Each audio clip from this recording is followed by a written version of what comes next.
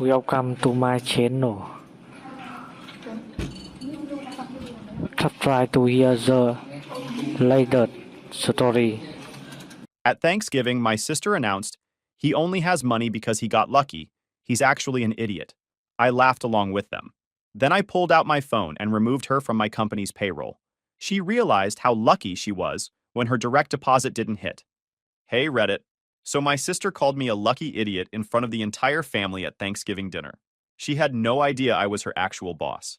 I just smiled, nodded, and quietly removed her from payroll right there at the table.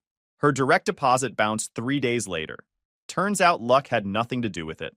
Let me back up and give you some context, because this has been building for years. I'm 32 and my sister Kelly is 28. We grew up in a pretty standard middle-class family in the suburbs. Nothing fancy, nothing terrible. Our parents were accountants who valued education and hard work. Standard stuff. They raised us to believe that if you worked hard and stayed focused, good things would happen. Solid advice in theory. The difference between Kelly and me showed up early. I was the kid who saved birthday money and mowed lawns to buy a better bike. She was the kid who spent her allowance the day she got it and then asked our parents for more. I read investing books in high school while she read celebrity gossip magazines. I worked part-time jobs throughout college while she focused on her social life and barely maintained a passing GPA. I'm not saying any of this to sound like some perfect person, because I'm definitely not. I just had different priorities. I wanted financial security. I wanted to build something. Kelly wanted to have fun and figure it out later. Neither approach is objectively wrong, but they lead to very different outcomes. After college, I started working in renewable energy consulting. Boring name, interesting work. Basically helped companies transition to solar and wind power, handled the financial analysis and project management side of things. The industry was growing fast, and I was good at what I did. Real good. Within 3 years, I was managing major accounts and pulling in 6 figures. But here's the thing about working for someone else. There's a ceiling. You can only climb so high before you're making someone else wealthy instead of yourself. I watched my boss buy his third vacation home while giving me a 3% annual raise that barely kept up with inflation. I was generating millions in revenue for the company and seeing maybe 10% of that value reflected in my compensation. The math didn't work in my favor long term. So at 27, I took a risk that everyone in my family thought was insane. I quit my comfortable corporate job and started my own renewable energy consulting firm. My boss actually laughed when I gave notice. He told me I'd be back within a year begging for my old position. He said the industry was too competitive, and I didn't have the connections to make it work. His condescending attitude was almost as motivating as my own ambition. The first year was brutal. I worked 80-hour weeks. I ate ramen more times than I'd like to admit. I lost sleep wondering if I'd made a massive mistake. I maxed out 2 credit cards just keeping the business afloat while I built my client base. There were nights I sat at my laptop at 2 a.m., wondering if everyone who doubted me had been right. My parents were supportive but worried. They'd see me at family dinners looking exhausted and stressed, and I could tell they were second-guessing their encouragement. My dad would make comments about how there was no shame in going back to corporate work if things weren't panning out. He meant well, but it felt like he was already planning my failure. Kelly thought I was an idiot for giving up a steady paycheck. She told anyone who would listen that I was going to fail and crawl back to corporate life within 6 months. She'd make jokes at family gatherings about how I'd be applying to work for her soon. Real supportive sister energy there. At one point, about 8 months in, I had exactly $247 in my business account and a major proposal due in 2 days. I hadn't paid myself a salary in 3 months. I was living off credit cards and the remains of my savings. That was my lowest point. Sitting in my apartment that I could barely afford, wondering if I should just admit defeat and start sending out resumes. But then that proposal landed. A mid-sized manufacturing company wanted to convert their facility to solar power. It wasn't a huge contract by any means, maybe $80,000 total, but it was enough to keep me going. More importantly, they referred me to 3 other companies in their industry network. Those referrals led to more referrals. Suddenly, I had momentum. Spoiler alert, I didn't fail. By year 2, I had landed 3 major contracts. By year 3, I was hiring employees and turning down work because we were at capacity. By year 5, which is where we are now, I'm running a firm with 23 employees, pulling in over $8 million annually in revenue, and personally clearing about $400,000 after expenses and salaries. I still drive the same Honda Civic I bought used 5 years ago. I live in a nice but modest house. I don't wear designer clothes or flash money around. To look at me, you'd think I was just some regular guy with a regular job. which is exactly how I like it. The people who actually matter know what I've built. Everyone else can think whatever they want. Kelly, meanwhile, has had 8 jobs in the past 6 years. She went to college for communications, which she picked because it sounded easy. She graduated with a 2.6 GPA and no real plan. Since then, she's worked in retail, restaurants, an insurance office, a gym, some marketing agency that fired her after 4 months, and a handful of other places I can't even remember. She never stays anywhere longer than a year. There's always some reason why the job isn't right for her, or why her boss is terrible, or why she deserves better. 2 years ago, Kelly showed up at my house on a Tuesday night.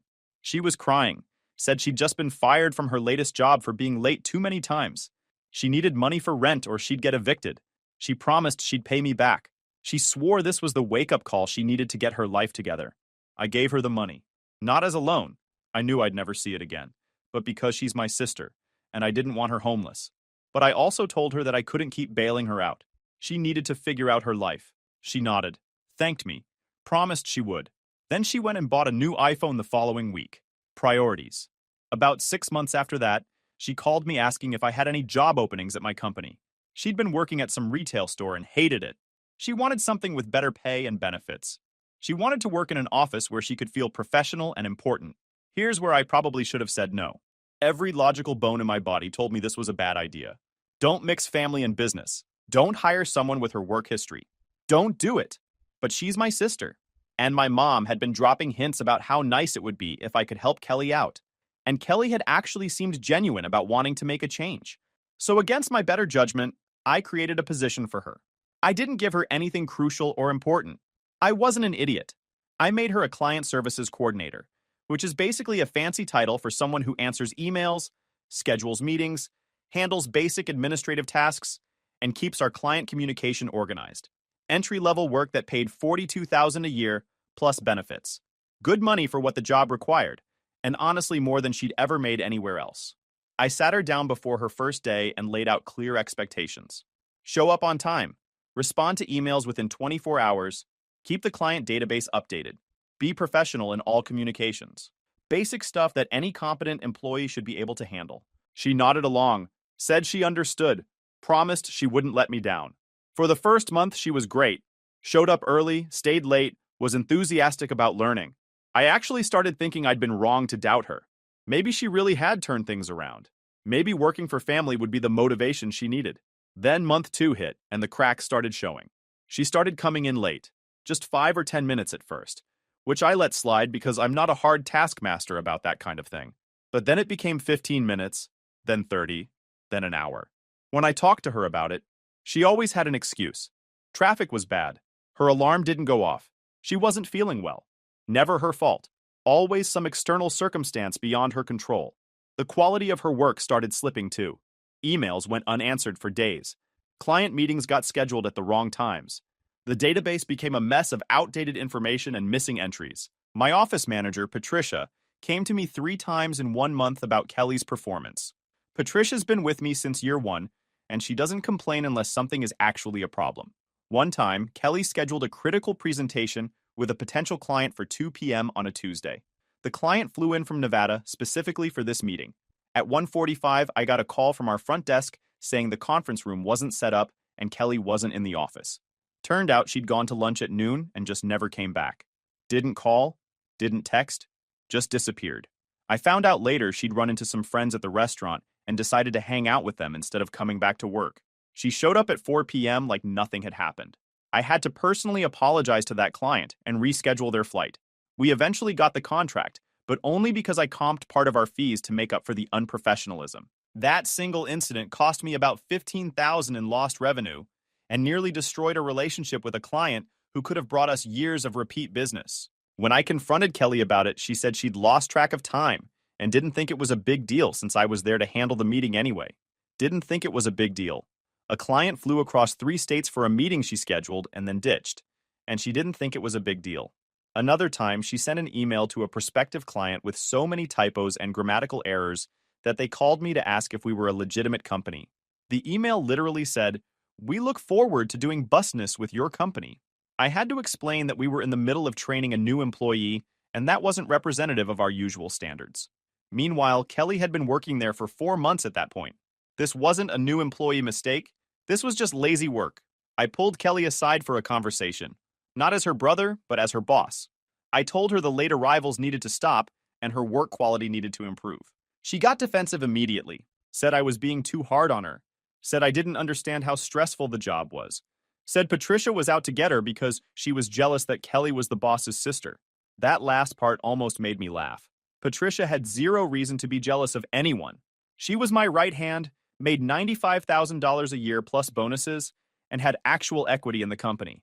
But Kelly needed someone to blame, and Patricia was an easy target. I gave Kelly a formal written warning, documented everything, told her if things didn't improve within 30 days, we'd have to reconsider her position. She cried, promised to do better, and things improved for about 2 weeks before sliding right back to the same patterns. The thing that really got me, though, wasn't even her poor performance. It was her attitude around the office. She'd complain constantly about how hard she had to work. Meanwhile, she'd take hour-long lunches and spend half the day on her phone. She'd talk about how underpaid she was, despite making more than market rate for her position and experience level. She'd make comments about how easy I had it as the owner, like I just sat around counting money all day instead of working my tail off to keep everything running. My other employees started noticing. I'd hear them grumbling about Kelly getting special treatment because she was family. And they were right. Any other employee with her track record would have been fired months ago. But I kept giving her chances because of our relationship. It was exactly the situation I'd been warned about when I hired her. The final straw came about 3 months ago, right before Thanksgiving.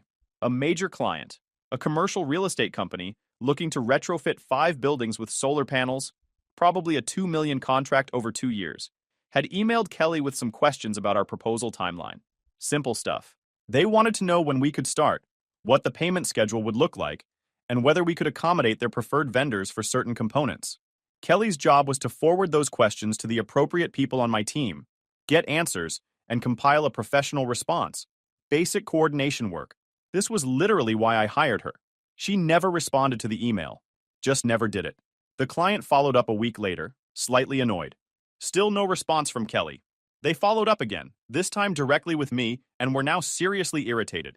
They were ready to walk away and take their $2 million project to a competitor. I found out because the client called me directly, which never should have happened.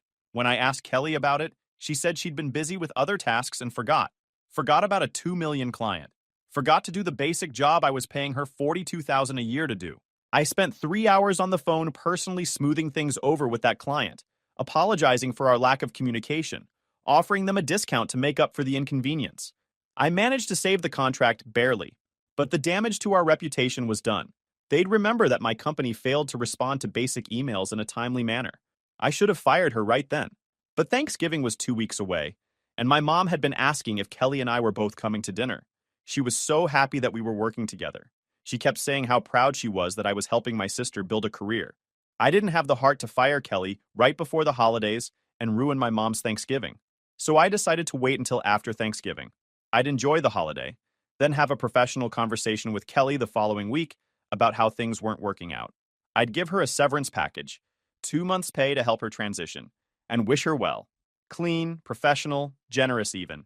Then Thanksgiving dinner happened. My whole family was there. Parents, Kelly and her boyfriend Jake, my aunt and uncle, 2 cousins. Standard holiday gathering. Mom had gone all out with the food. Turkey, stuffing, mashed potatoes, 3 kinds of pie, the works. Everyone was in good spirits, talking and laughing. After we ate, we were all sitting around the table in that post-meal days where you're too full to move but too comfortable to leave. Someone asked me how work was going. Just making conversation.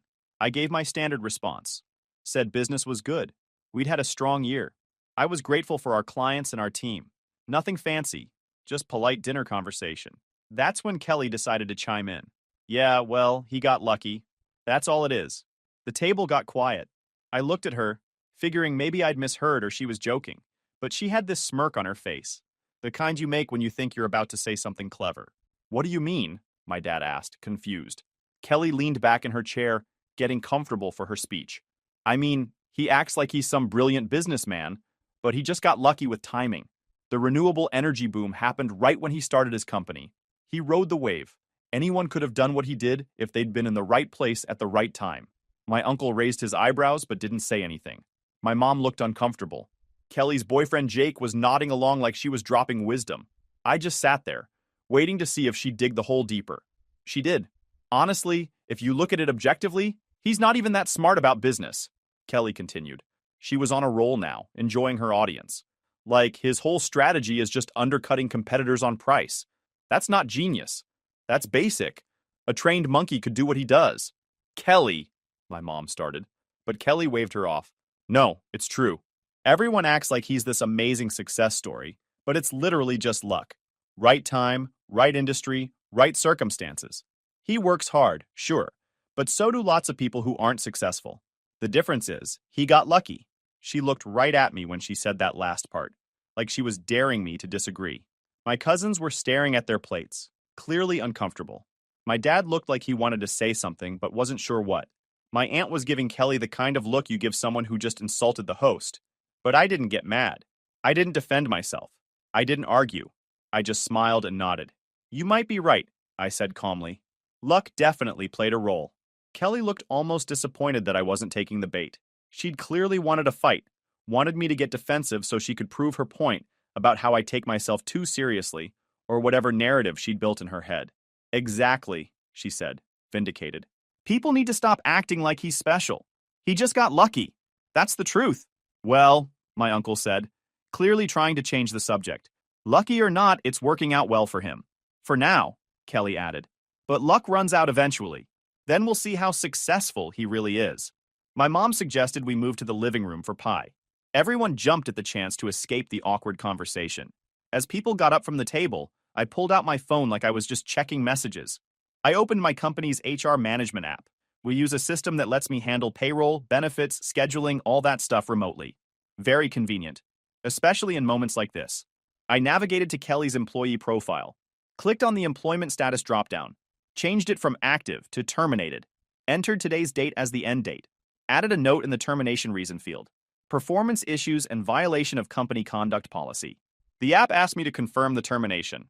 I clicked yes. It asked if I wanted to process any final payments or severance. I clicked no. She'd get her final paycheck for hours worked. But that's it. No severance package. No 2 months pay. Nothing. The whole process took maybe 90 seconds. By the time I walked into the living room for pie, Kelly was officially no longer employed by my company. Her access to our systems had been automatically revoked.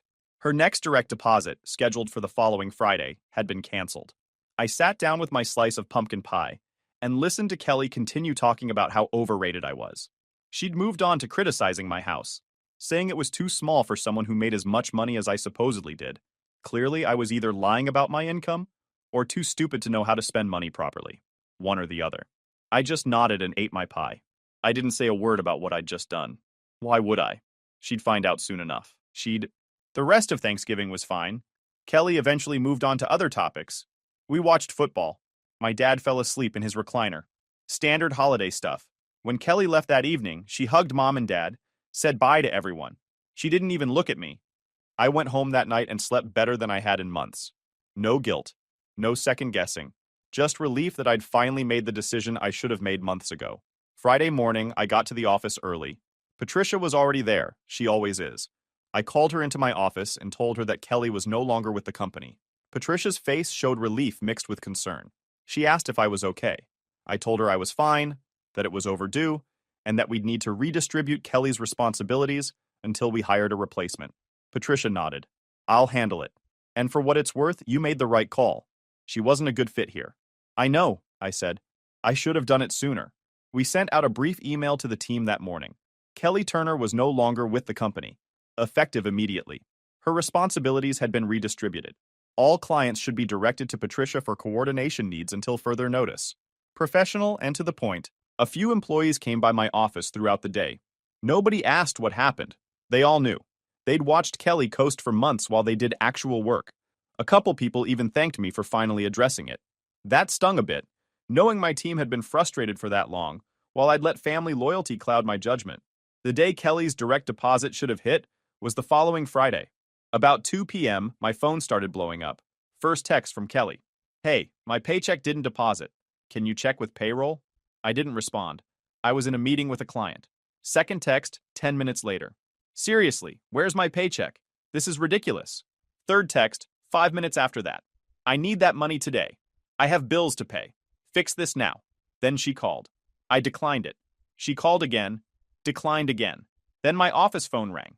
Patricia picked it up, listened for a minute, then walked into my office. Kelly's on line 2, Patricia said, clearly trying not to smile.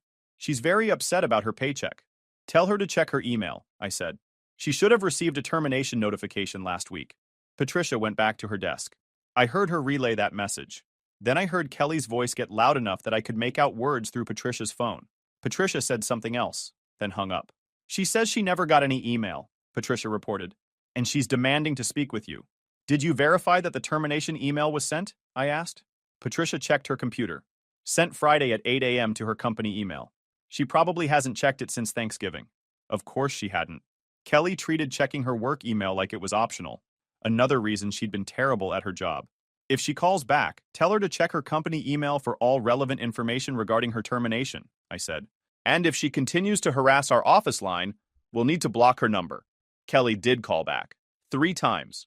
Patricia gave her the same message each time and eventually did block her number.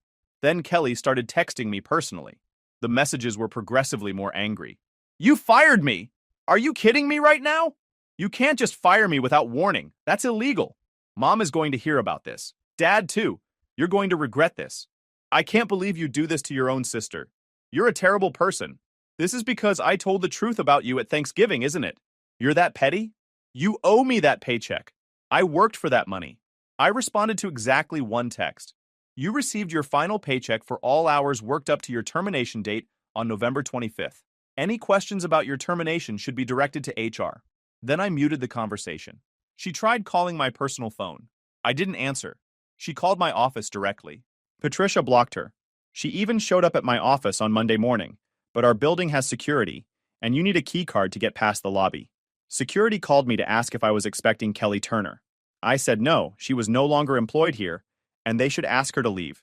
They did. The real fireworks started when she called my parents. My mom called me that Monday evening, right as I was leaving the office. She sounded upset. What's this about you firing Kelly? She asked. No, hello. No, how are you? Straight to the accusation. It's true, I said. I terminated her employment last Friday. Without even talking to her first? Without any warning? She had multiple warnings, Mom. Written documentation, performance improvement plans. I'd been trying to work with her for months. She chose not to improve. But she's your sister. And she was my employee, a bad employee. I gave her more chances than I would have given anyone else specifically because she's my sister. But I can't run a business on family sentiment. My mom was quiet for a moment. Then she said, Kelly says you fired her because she said you got lucky at Thanksgiving. She thinks you're just being petty and vindictive. I actually laughed at that. Mom, I fired her because she was bad at her job. She consistently showed up late, ignored client emails, created problems for my team, and cost me a major contract because she couldn't be bothered to do basic tasks. The Thanksgiving comment had nothing to do with it. She says you did it on your phone right there at dinner. I processed her termination on Thanksgiving, yes, but the decision was made weeks ago. I was planning to fire her that following Monday anyway. Her little speech just moved up the timeline. You should have talked to her first, given her another chance.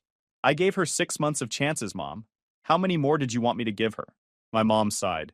She's really struggling now. She doesn't have a job. She's behind on rent. She needs help. Then she should have thought about that before she decided to coast at the one job where someone actually gave her a real opportunity. She's family, and I'm not her personal ATM, I said, more firmly than I usually spoke to my mom. I helped her by giving her a good job with good pay. She threw that away. Those are consequences of her own choices. My mom didn't like that answer. She tried the guilt trip approach, talking about how Kelly was my little sister and how I should want to help her. I listened politely and then told her I had to go. She wasn't happy, but she let me off the phone. My dad called the next day. He was more direct about it. You need to give Kelly her job back, he said. No preamble. No, I don't, I replied. She's your sister. You can't just abandon her like this. I'm not abandoning her. I'm holding her accountable for her work performance. There's a difference. She made one comment at Thanksgiving and you ruined her life over it. Dad, I kept detailed records of every performance issue, every late arrival, every missed deadline, every client complaint. This has nothing to do with Thanksgiving and everything to do with 6 months of documented poor performance. Ask her about the 2 million client she almost lost us because she couldn't be bothered to respond to an email. My dad went quiet. What client? I explained the situation. How Kelly had ignored multiple emails from a major client. How I'd had to personally intervene to save the contract. How that was just one example of many issues. She never mentioned that, my dad said slowly. Of course she didn't, because that would require her to take responsibility for her actions instead of blaming everyone else. My dad was quiet for a long moment. Then he said, "Your mother is very upset about this. I'm sorry she's upset, but I made the right business decision. Kelly was a liability to my company. I couldn't keep her on staff just because we share DNA. Family is supposed to support each other. I did support her, Dad. I gave her a job she wasn't qualified for. I paid her more than market rate. I gave her chance after chance to improve. At some point, support becomes enabling. I'm not going to enable her to coast through life expecting other people to carry her." My dad didn't have much to say to that. He told me to think about what I was doing, and hung up. Kelly tried a few more times to get me to rehire her, or at least give her severance money. She sent long text messages about how unfair I was being, how I'd never understood her, how everyone always expected her to be like me and she couldn't live up to that, how I was successful because I'd had advantages she didn't have. I didn't respond to any of it. There was nothing to say. She'd built this narrative where she was the victim and I was the villain, and nothing I said would change that. People believe what they want to believe. About 2 weeks after I fired her, my mom called again. She sounded tired. "I just want you to know that your father and I loaned Kelly money for her rent," she said. "She's looking for a new job, but it's taking time." "Okay," I said. "We're disappointed in how you've handled this situation." "That's your right, Mom, but I stand by my decision. She's your sister. You should have helped her." "I did help her. For 6 months I helped her. She chose not to help herself." My mom sighed. "I don't think you understand how hard things are for her right now." "I understand perfectly well. I also understand that she created this situation for herself. I'm sorry she's struggling, but those are natural consequences of her choices." "You've become very hard," my mom said quietly. "No, Mom. I've just learned that helping people who don't want to help themselves doesn't actually help them. It just enables them to keep making bad choices." We didn't talk for a while after that call. My parents were upset with me. Kelly was telling everyone who would listen that I'd betrayed her. My aunt apparently thought I was being too harsh. My uncle thought I'd done the right thing but wasn't going to say so publicly because he didn't want to deal with my mom's reaction. But you know what? My business ran better without Kelly there. Patricia hired a replacement within 3 weeks. A recent college grad named Rachel, who actually showed up on time, responded to emails, and treated her job with respect. Client communications improved. My team morale improved. Everything just worked better. About a month after all this went down, I got a text from Kelly. It was different from her previous angry messages. "I got a new job. Starts Monday. Just wanted you to know I'm fine." I texted back, "Glad to hear it. Good luck with the new position." She didn't respond. I didn't expect her to. That was probably the last direct communication we'd have for a while. Maybe forever. Some bridges burn and stay burned. My parents slowly started talking to me again, though things were definitely strained. Mom would call occasionally and we'd have surface-level conversations about neutral topics. Dad sent me an article about a solar project he'd read about. Small gestures toward normalcy, but the underlying tension was still there. They'd made it clear they thought I was wrong. I'd made it clear I didn't care. Christmas was awkward as hell. We all showed up at my parents' house because that's what you do. Kelly was there with Jake. We didn't speak directly to each other. She spent the whole time on her phone or talking to Jake in hushed voices. I hung out with my cousins and avoided the living room where Kelly had stationed herself. At one point, my dad tried to manufacture a conversation between us. He literally said, "Why don't you two talk and work this out?" Like we were toddlers fighting over a toy. Kelly looked at me with cold eyes. I looked back with equal indifference. Neither of us said anything. My dad gave up and went back to watching football. Right after New Year's, things got interesting. Kelly apparently told Jake her whole version of the story. How I'd fired her out of jealousy and spite, how I couldn't handle her telling the truth about my success, how I was a terrible person who abandoned family. Jake, being the brilliant mind he is, decided to help her get revenge. He created a fake Google review for my company. 1 star. Claimed we'd scammed his business out of $50,000 and never delivered on our promises. Said we were frauds running a sham operation. He even made up a fake business name to make it look legitimate. The problem with Jake's plan was that I have Google Alerts set up for my company name. I saw the review within an hour of it being posted. I also saw that the account that posted it was created that same day and had only posted that one review. Not exactly a sophisticated operation. I took screenshots, documented everything, and flagged it to Google as a fraudulent review. It was removed within 48 hours. Then I had my attorney send Jake a cease and desist letter for defamation and attempted damage to my business reputation. The letter mentioned potential legal action if he continued. Kelly called me 2 days later, screaming about how I was threatening to sue her boyfriend.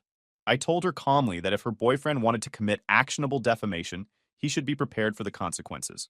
Then I hung up. Jake apparently backed off after that. No more fake reviews. No more attempts at revenge. Turns out when you threaten people with actual legal consequences, they tend to reconsider their actions. In February, my mom called with news. Kelly had been evicted from her apartment. She'd been staying with Jake, but that relationship had imploded after the legal threat. Now she was asking if she could move back in with our parents. My mom asked if I would reconsider hiring Kelly back. I said no. She asked if I would at least loan Kelly money for a deposit. I said no, again. She said I was being cruel. I reminded her that Kelly had burned through every opportunity, insulted me publicly, and had her boyfriend try to sabotage my business. At what point was Kelly responsible for her own situation? My mom didn't have an answer. Kelly moved back home at 28 years old. March brought the real satisfaction, though. Remember that major client Kelly almost lost us because she ignored their emails? The $2 million contract I'd barely saved? They came back with an expansion proposal. They were so happy with our work on their initial 5 buildings that they wanted us to handle 12 more properties.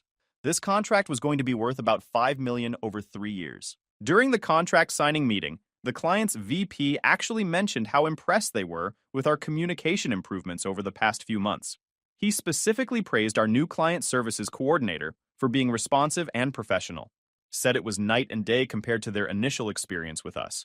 I thanked him and explained we'd made some personnel changes to better serve our clients. He nodded approvingly and said it showed. That contract put us on track to break $12 million in revenue for the year. We were growing faster than I'd projected. I hired 3 more employees, including a second project manager to handle the increased workload. Business was booming. I found out through my mom that Kelly was working at a department store again, making minimum wage plus commission. She was still living at home, still complaining about how unfair life was, still blaming everyone but herself. My parents stopped asking me to help her. I think they finally realized that no amount of money or opportunities would fix Kelly's fundamental problem. She didn't want to do the work. In April, I got a message on LinkedIn from someone who'd worked with Kelly before. He said Kelly was telling people she'd left my company because I was running it unethically. She was claiming she quit on principle, not that she'd been fired. I posted a professional update on LinkedIn about our company's expansion and the importance of maintaining high standards. I didn't mention Kelly by name, but anyone who knew the situation understood. 2 former colleagues reached out after that post. Both said they'd heard rumors from Kelly and were glad to see we were actually thriving. Her attempts to damage my reputation had completely backfired.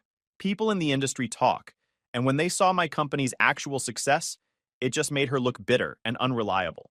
By summer, things had settled into a new normal. My company hit 30 employees and over $15 million in projected annual revenue. We moved into a bigger office. I finally gave myself a raise and bought a newer car. Still a Honda, just a less beat-up one. My parents and I had reached a peaceful detente. We talked occasionally about neutral topics. They'd stopped defending Kelly's behavior, mostly because even they couldn't ignore the pattern anymore. My dad actually apologized to me in June, said he understood why I'd made the decision I made. That meant more than he probably realized. Kelly was still living at home, still bouncing between jobs. Last I heard, she'd gotten fired from the department store for being late too many times. She'd moved on to working at a call center. My mom stopped giving me updates unless I specifically asked. In August, I ran into Jake at a gas station. We made eye contact. He looked away immediately and hurried to his car. I just smiled and went about my day. Some battles win themselves. Win. The best part came in September. We won a major industry award for innovative renewable energy consulting. There was a ceremony, a trophy, a write-up in several trade publications. My team was thrilled. Patricia cried happy tears. It was a huge validation of everything we'd built. The awards ceremony was on a Thursday evening. The write-up was published Friday morning. By Friday afternoon, my phone was blowing up with congratulatory messages from colleagues, former coworkers, even some family members. My mom called that evening. She'd seen the article. She said she was proud of me. Then she said something that actually surprised me. Kelly saw the article too. She didn't say anything, but I could see it on her face. I think she finally understands what she gave up. I didn't respond to that. There wasn't anything to say. Kelly had made her choices. I'd made mine.